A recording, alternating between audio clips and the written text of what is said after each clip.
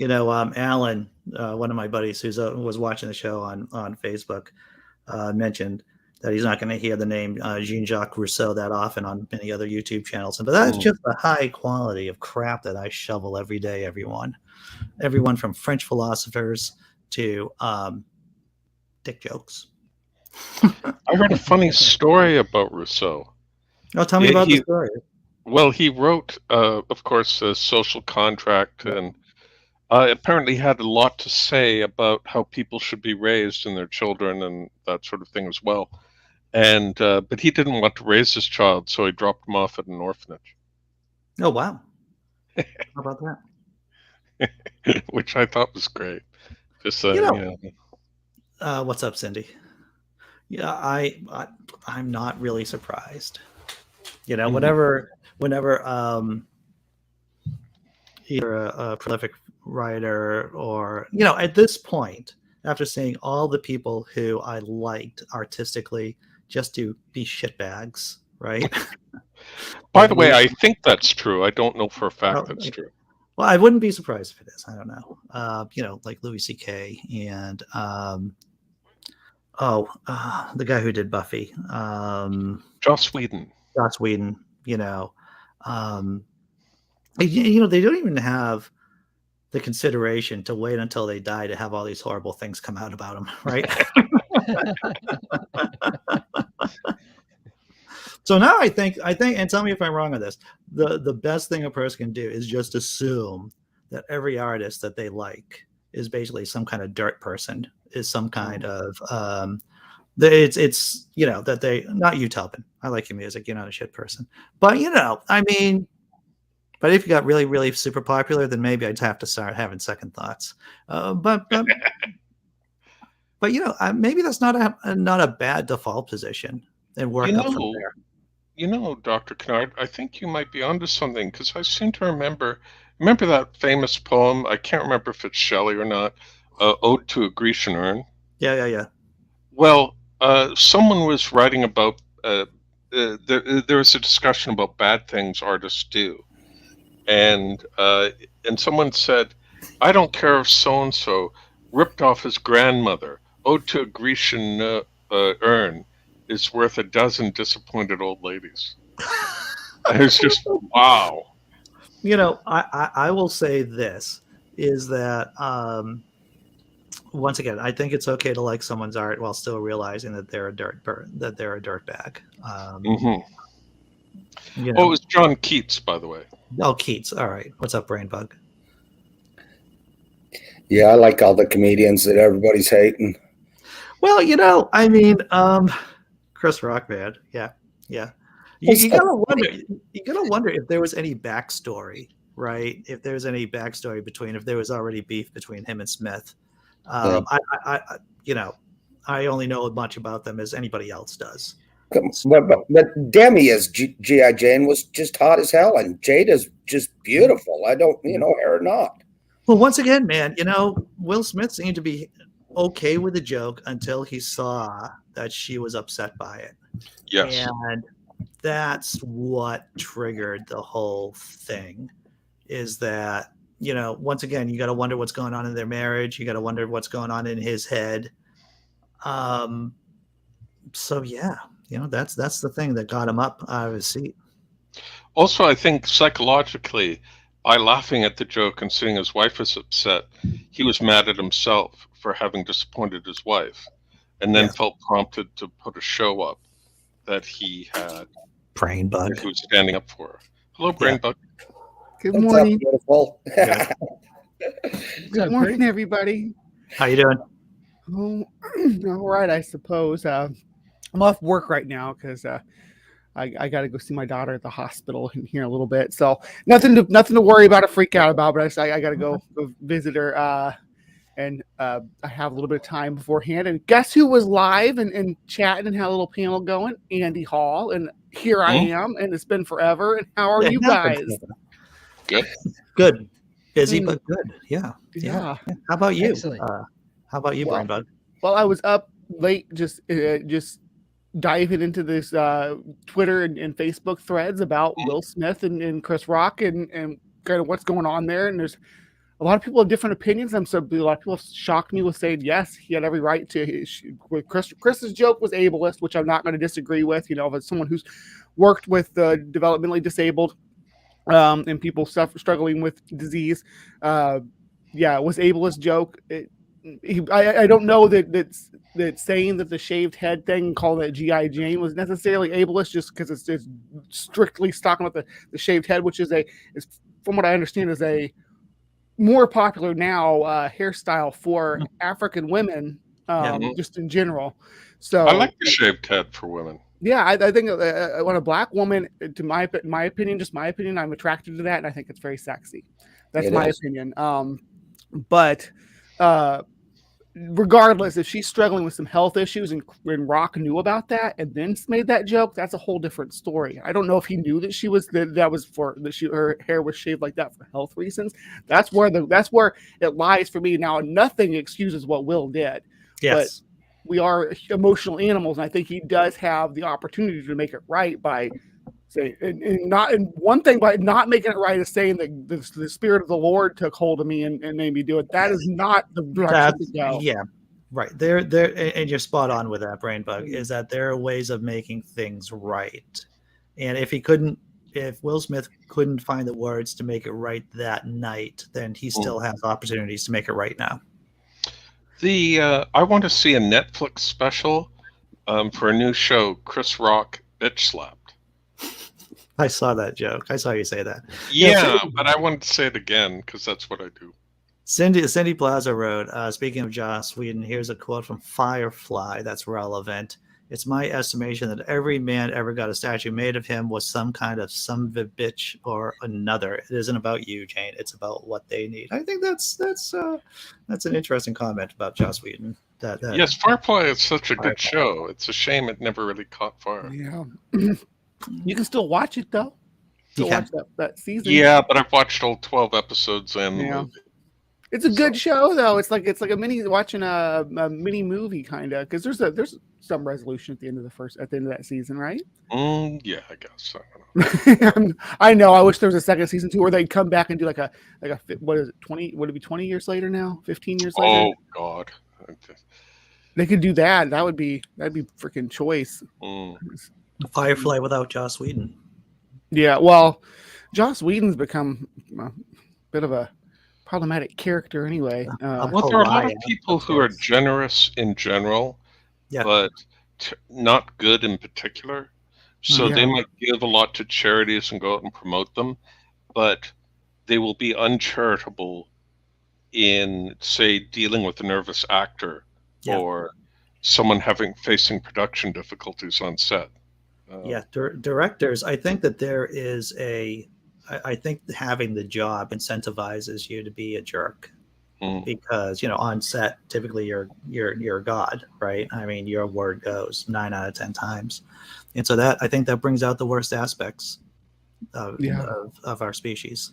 Well, and being a top-rated actor brings that out too. Just like what we saw last night, it was he felt he had the entitlement to walk up there and smack that man in public on stage. It's the same with maybe not the same, because Christian Bale was on being recorded on audio off stage, but the way that he that he treats other people when he's around them is a sense of entitlement. Once you're on your top of your game, it's kind of sad. I was thinking, I think I mentioned it in chat, that if this zebra had been in charge of the Oscars that night, I would have turned off the cameras, had all the security people show up and invite Will Smith to leave. Just flat out. You have to leave. Right. Well, he should have been escorted out at that point. I agree. He should have. You're spot on with that, both of you. Because there has to be rules, right? Because if you don't have rules, then people, once again, we go back to the law of the jungle, basically. People can do what they want, and this is how you get tit for tat kind of. Might makes right too. I mean, because he obviously he's a bigger, more imposing man than Chris Rock. I'm not saying he's a big guy. He's a big guy. And so he's got the physical, and then he's got the star clout going on there too. Yeah. And again, not to disparage Chris Rock, he's been in some great movies and Yeah. productions and stuff. But Will Smith is a blockbuster star, so he Yeah. had the clout and the physical imposition to really. Everything he did was, from the moment he stepped up there on the stage was wrong. Yeah. I mean, if the I way he smiled, mm, the way Chris Rock smiled, though, it kind of looked like he was like kind of starstruck, like, oh, I just got slapped by Will Smith. Like, Yeah, oh, he even I said got that one of my, to some extent. Yeah. I mean, sorry. so Chris Rock was once he said the crappy joke, and after he got slapped, he did snap back into becoming a professional. And there are not many comedians who can get literally bitch slapped like that, and then tell a joke immediately afterward, and then continue. Yeah. I was thinking that Chris Rock, if he really wanted to start a riot, and God bless him, if you'll forgive the expression, for not causing a riot, Chris Rock could have said, Will Smith is screaming at it, keep my wife's name out of your fucking effing mouth. Yeah. And Chris Rock could have said, I'll keep her name out of my mouth when her mouth isn't on my dick. Right. Yeah. There's a lot of ways things could have gone sideways. Yes. And once again, Chris. Once again, hats off to Chris Rock for being able to de-escalate the situation, because it could have gone much deeper than that. And the comedic timing to him saying, "I just got the shit slapped out of me by Will Smith at the Oscars." Yeah. That was comedic timing that Chris Rock had there. He knew. Yeah. And I think this is going to give him a little boost in his career. I would think so. And, it just shows you that a lot of comedians have extensive histories in dealing with drunks and in dealing with people who are agitated. So, hats off to Chris Rock for his ability to handle the situation once it went crazy like that. And the weirdness also, Dr. Kennard, of it's okay to get drunk at a comedian show and disrupt it. That's okay for some reason. I was once at a show where a woman got up and wanted to talk to a friend and sat on the stage with her back to the comedian. Yeah. And he just ripped her a new one. Yeah, it's one of my favorite comedians who I was lucky enough to see live. He was touring around with Taylor Tomlinson and Sam Morrill. I've shared a couple of his videos. And he has a ton of material on YouTube of him just interacting with drunks or him interacting with the crowd. And the man is magic at being able to deflect and de-escalate situations. You hit me like that and then walk away, I'm going to punch you right in the back of the head. Yeah, well, it's just saying, right. Yeah. As he's walking away, I'm gonna knock his ass out. I'm just I ain't gonna play that. I'm not sure Chris Rock could fight his way out of a wet paper bag. Now, some of those little guys can be incredibly tough, and they'll just knock your head off. But I don't know that Chris Rock would have managed. I think Chris Rock could probably not. I don't think he would win. I think he could hold his own in a fight with Will Smith. I think he could. Until the security personnel. I'm toxic though, so what the hell? There is an impulse to violence. I'm a total pacifist myself. I don't even if someone hit me, I probably wouldn't. I would have probably been more like what Chris Rock did. Like, what the hell? That's an invasion of my freedoms here, buddy. I can say whatever I want. You don't get to hit me. Your freedoms end at my chin. But I don't think I would have been able to physically get in an altercation with him. So sometimes I have friends around who tend to try to get into physical altercations on my behalf, which I also don't really condone. But people have this drive to protect me. I guess that's kind of sweet, but it's like, well, you are lovable, and you're the only book absolutely. Expert. No. There's I was thinking that Chris Rock should go up to the next Oscars with another man in a tuxedo with him who's an MMA fighter. Who's a security. I'd like to introduce to you so-and-so, MMA fighter, and I'm now going to tell you a joke about Jada Pinkett Smith. you would hope that whoever runs the Oscars, their lawyers are typing out new rules and regulations about codes of conduct about how to behave at the Oscars, because I think we all remember, most of us have been around the secular movement long enough to remember conventions before there were rules of conduct, right? That before Elevator Gate, and that conventions could get easily out of hand, and conferences could get out of hand too in terms of bad behavior. And there was quite an uproar when American Atheists or other organizations said, you can't be bad. You can't be bad. And if the Oscars don't have rules and codes of conduct for people who are appearing, then they should have one. They should have them. And what's wrong? Right. Yeah. Was anybody else? Let Brain Bug talk. Sorry. Just real quick, was anybody else surprised about how quickly he got onto the stage and how easily it was for him to access the stage without being handed an award? Like there's no checkpoint to get up there to, like, even when you're winning an award, you think they'd have people down there by the stairs saying, okay, let me checkpoint or whatever, whoever won and send you on up. Make sure that crazies don't get up there in the crowd, like when a crew accepts an award for something that some person not involved didn't get up there. You think there'd be some kind of security checkpoint. Every concert I've ever been to, you every 15 feet you have to show your ticket to somebody. Yeah. Just one bit of disillusionment after another. You would think that the security at the Capitol building would be better. Right. Oh. It just keeps rolling on down, doesn't it? It does. It does. Oh.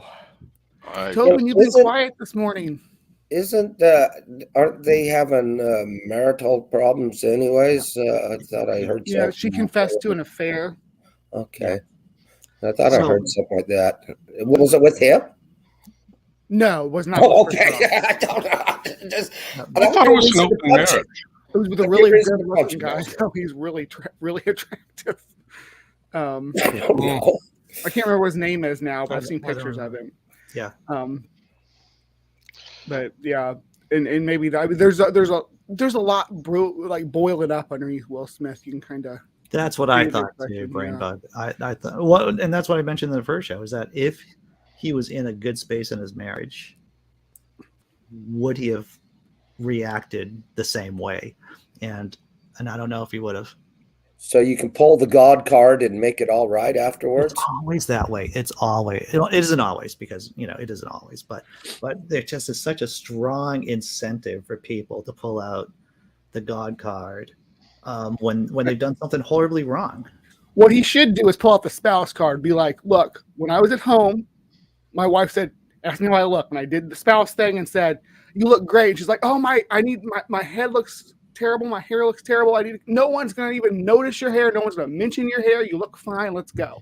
Got in the car and went down there. Chris Rock gets up on the stage, makes a liar out of him. So that's what he should stick to. He lost his cool because he told her that no one would notice. And well, she's been quite vocal about her medical condition, and it's the same condition that Ayanna Presley, my representative, actually has. I did not know about her medical condition when me neither. And I wonder, and I honestly wonder if Chris had. I bet he had. I would wager he had, but because he's part of the Hollywood community, but and we're just normal people. But yeah, she's got such a pretty shaped head. I just thought it was intentional. You know. It's a really a style that's come back. It was big in the late 70s, right? For them to have their head shaved, for the women to have their head shaved like that. But I've got a cousin that wears a mohawk, and she is beautiful with it. Just look at them ladies from Black Panther too. They look hot. Yeah, you do have a nice mohawk, Big Zebra. You're right. I haven't seen this mohawk. Oh, this is a real image of you, that your avatar is actually how you look, huh? It's pretty much a 1-to-1 ratio there. Has anybody ever seen you, Big Zebra? Oh, sure. Okay. But I look like, imagine John Hudson if he lived on a mountain and then rolled off it and was covered with moss like a tree sloth. That's pretty much what I look like. You got why you're going for the zebra thing. It works. It works. There's a long story about how I adopted the zebra, but this isn't the time or place. On a slow day, I'll tell you about it, Mr. Hull. Oh, well, very good. I'm looking forward to that day. Yes, it's very uninteresting Yeah. and complicated. Oh, you got a great voice, anyways. Thank you. You got a voice for radio there, Big Zebra. Maybe I should actually. The thing is just that those things where you audition for voice work, they always look like scams to me. Yeah. I think getting an agent is probably the best bet in getting to avoid getting scammed. But of course, you can't get an agent until you've done the work. So it's tough. It's well, maybe I could use these. You faded out there, brother, for a minute. Oh, what if all these after show things I've done could be called work in quotations? Sure, unpaid work, but work nonetheless. You know. And I could tell them about my penis and Tobin's penis. They'd be impressed. Okay, that didn't make any sense at all. But it didn't make any sense. At least Will Smith is going to come up and slap you for it. Scammers, though. Right? I've been going for this look because I'm trying to get extra parts in movies, and I want to be either pirate or a cowboy someday. I think it'd be cool. I thought Civil War general would be Civil War. Yeah, the big beard. That's another good What about Hillbilly, though? You could do the shotgun on the back, and you got some coveralls, right? Yeah. Gray's not my color, though, babe. You can dye denim, I think. So, Brainbug, sorry, go ahead. Brainbug, what's been going on with your channel? What have you been doing? Well, I've been actually extending myself out a little bit there and going into some like creationist panels and stuff, and poking them, and going into some Bigfooter panels and poking them.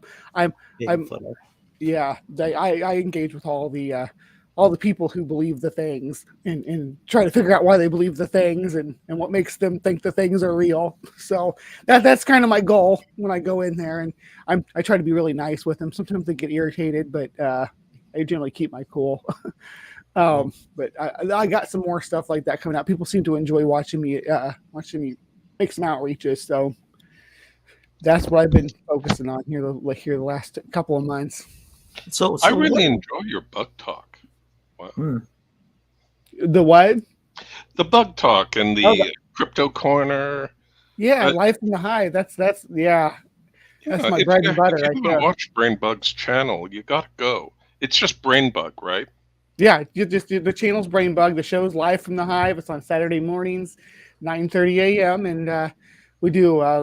We start with Bug of the Week. Then we talk about a bug and learn about it, and we do Crypto Corner, where we take either a story, a video, audio was what we had last week, photograph of some cryptozoological or paranormal event, and we kind of analyze it and see if we can figure out what we think it is. Then we do Creation Watch, where we look at some creationists doing something, saying something, making some kind of silly claim, and then we go over why they are wrong. And when we wrap the show up with Hive Science, where we look at new things coming out in the world of science. If there's something bug related, it always takes priority, and that's the whole show. And then come back for more. I'm intrigued. I'm wondering, are there creationists who believe in Bigfoot? Yes. So actually, the Mormons believe that Cain became Bigfoot. Whoa! Yeah, that's the part of the curse of Cain, was that he became Bigfoot. I've never heard the mark of Cain is Bigfoot. Right. That's beautiful. Fascinating. That's why he wants to steal human women too, because he's a human. Really, he's just cursed. Who became Bigfoot? I grew up around Mormons in Utah, and I've never heard that. That's interesting. Yeah, I guess it's like, how they it's like a slow reveal of all the. You have to get really high up in the church to hear the whole theology. I guess that's one of the higher up revelations that they have. And I could be wrong about this completely, but that's what I've heard and what I've read from a few different sources. I think they would want. I think they would tell you that you could own a planet first before they tell you about Bigfoot. I think there's so much craziness that Bigfoot would have to be probably one of the last ones. Well, I That's can why tell we you go- one thing I do know about the Mormons. They're good at keeping secrets. Mm. Yeah, like how you couldn't be a person of color and be in the clergy until what 1996 or something like Yeah. It that. was, I think it was like 78. It was under Edward Taft Benson that he had a revelation. So there are two issues. One is that whether or not how dark your skin is indicative to how much sin you have, which was Mormon doctrine until the 70s. And then the separate issue is who can become part of the Aaronic. These are the church elders, yeah. A church elder. And I think that if you're black became probably in the 90s, like later on than that. So there are two different steps there. Yeah. I think Will Smith slapped out the Mormon church and then knocked some sense into them. Yeah. But the Mormons have, and they have to do it slow, right? Because you can't start off with, oh yeah, you can own your own planet. Bigfoot is Cain. There's alien overlords. Basically, it really gets out there. So you got to kind of ease people into it. What is it? Are they? They're the ones with the like the colonial era submarines, right? The colonial era submarines. I don't know about the colonial era submarines, to tell you the truth. I know that they Scientology. There was a Civil War submarine. There was. Yeah, the Merrimack and the Monitor, but they weren't made out of wood. They're once again the Merrimack and the Monitor were ironclad, regular surface ships, and then there was a submarine, the Hunley. Hey, way to go with the memory. And they it was literally a propeller-driven submarine with 8 guys in it. Oh my gosh, really? I had not heard of this. On the bicycle, bicycle chain driven. Yeah, basically. And they went out to drop an explosive or to attach an explosive in Charleston Harbor in South Carolina. Yeah, the Hunley. Crazy stuff. And they all died. The submarine sank like a stone. I mean, if you look at early tanks and early submarine, I mean, just regular weapons like that, they were little death traps, more dangerous to the people in them than the enemy. And look at planes and air travel in general. It's been through some phases too. I hadn't heard of the Hunley though. I'm gonna look that up. A pedaled submarine with 8 people in it. Yeah. It was a bunch of people. I don't remember the exact number, but I feel pretty sure it was And they didn't test it in controlled conditions before where they send it out into combat. That's crazy. I guess desperate times call for desperate measures, and if anybody was desperate, it was the Confederacy. My fictitious God, I was right. So Hunley was. I just did a quick Google search on the Hunley. The Hunley was a Confederate submarine with a crew of 8. It was, but despite its claim to fame, it was a dangerous vessel to be inside. I can imagine. Who would have thought? And none of them knew how to swim. No, that would be the ironic twist of it. Yeah.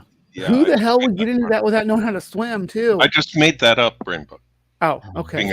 Well, there's a good chance that some of them didn't know how to swim, though. You have to wonder exactly. So let's say things go sideways in the sub, right? It isn't a big sub to begin with. I mean, to exit the sub, if it was underwater, you'd have to open the hatch, let the water flow in completely, right? Because you wouldn't be able to get out without the water already being inside the sub. And then you try to, it sank 3 times between July, and it killed 30 men, including its inventor. So sink 3 times on the ceiling if you want me. Is anybody else picturing a tube with a line of stationary bikes, like a tandem bicycle, stationary bike inside of it? Is that what everybody's picturing here? That's what I'm picturing. Yeah, dude. It's look at the images, because there's images. You just gotta do a simple Google search. But on that note, I'm gonna close out the show. It's been real. This has been a lot of fun. Good seeing you, Brain Bug. Big Zebra, Tobin, John Hudson. Take care, everyone. I'm doing the same crazy thing tomorrow. Hey, Shamala. Shamala Bye. hamala. Hey, Bree.